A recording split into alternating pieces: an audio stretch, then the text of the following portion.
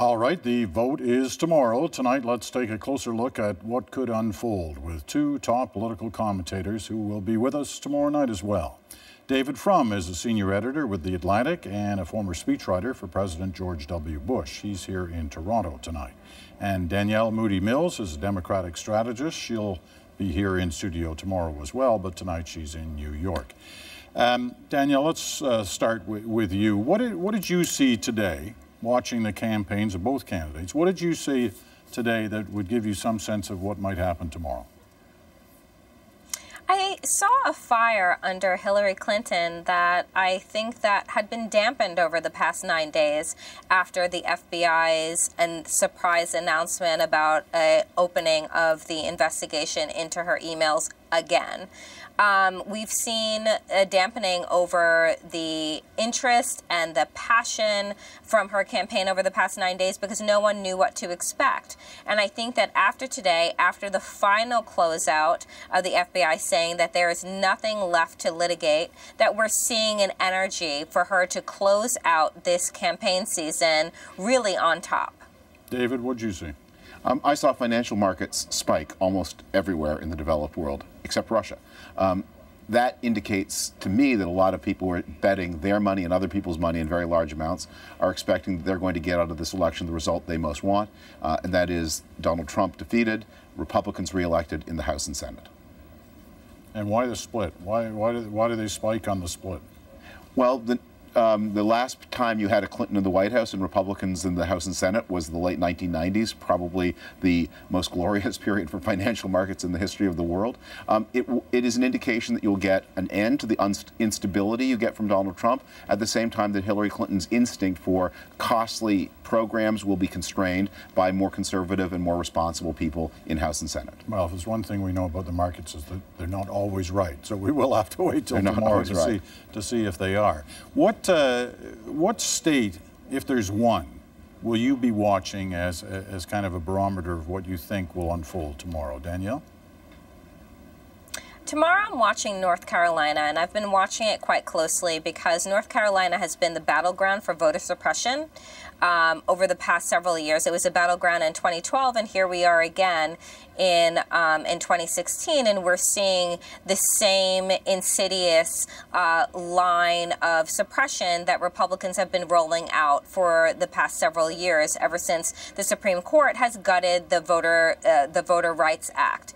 And so I'm really keeping a close eye on that because I've seen the media start to make a turn in terms of who they're going to blame, whether or not turnout is low among African Americans or high among Latinos, who they're going to decide to make their scapegoat in this case, rather than point to the fact that in North Carolina alone, that there has been incredible voter suppression laws that have been rolled out in a way that has cut back on early voting, which has dampened the turnout of African Americans. But that's not the conversation that's being had right now. So that's the state that I'm most watching. All right, and to keep in mind, North Carolina won by Obama in 2008, lost by the Democrats in 2012. David, what state for you? Well, you can look at three, especially if you want to go to bed early, all on the East Coast. If Hillary Clinton wins Florida, she's won. If she wins Florida and North Carolina, she's not only won, but she's won with frosting on it. And if she wins Georgia too, very unlikely, but not impossible, she's won with frosting and with sprinkles. Whoa. And what if Trump wins those three? Trump probably will win Georgia. He may well win North Carolina. That's not enough. He has to win Florida too. Donald Trump's problem is he really does have to, every coin that he needs to come up heads has to come up heads if he's going to make it. Even then, he may not make it. Hillary Clinton, she can afford to have a lot of bad news tomorrow night and still make it over the magic line that makes her president. The proverbial having to draw the inside straight for Donald Trump tomorrow night. You know, not surprisingly, the focus for a lot of us has been, you know, especially those outside of the U.S., has been watching the Clinton versus Trump and what the ups and downs of that whole campaign. But there are other races going on tomorrow in terms of both the Senate and the House of Representatives that could have a real impact on the success or lack of it by whoever wins the presidency. How important is I guess it's mainly the Senate that could change, currently in Republican hands. How important is that race. David? Is very important, especially for Canada. There is a lot of protectionist feeling among Democrats in the Senate.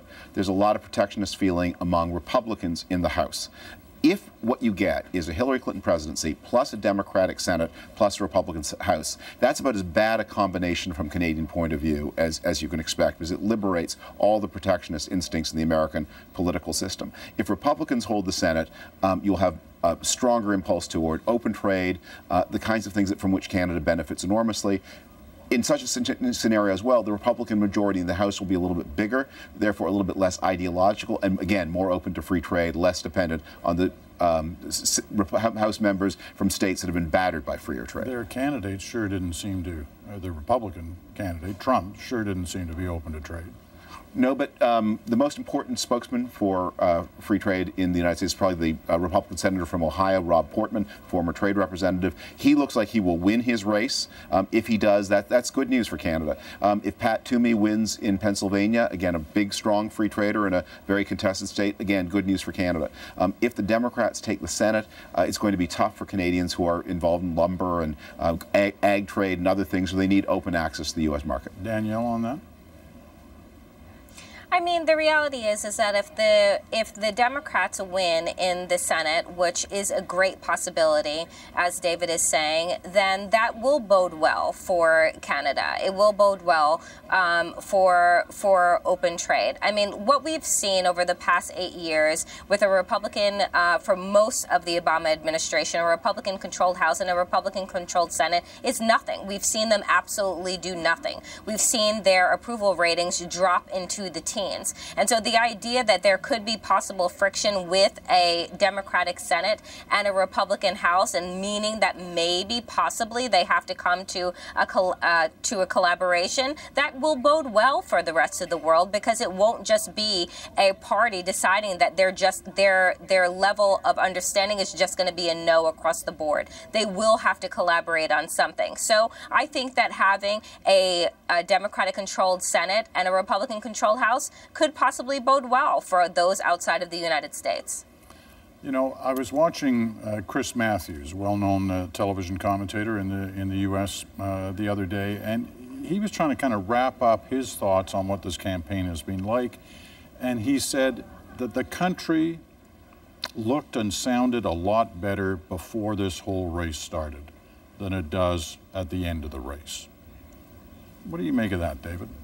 I fear there's some truth to that. You know, in the successful countries, the lucky countries, countries like the United States, countries like Canada, there's a tendency to believe that the things that happen elsewhere, that your luck is deserved. It just happens automatically. But it turns out the United States, and maybe Canada too, is not immune to the kind of political instability, to dangerous kinds of mistaken populist appeals that you see in other countries. This has been a time of testing for the United States, and some pretty bad things have been unleashed, not just in terms of what was said, but also the inability of institutions to control them.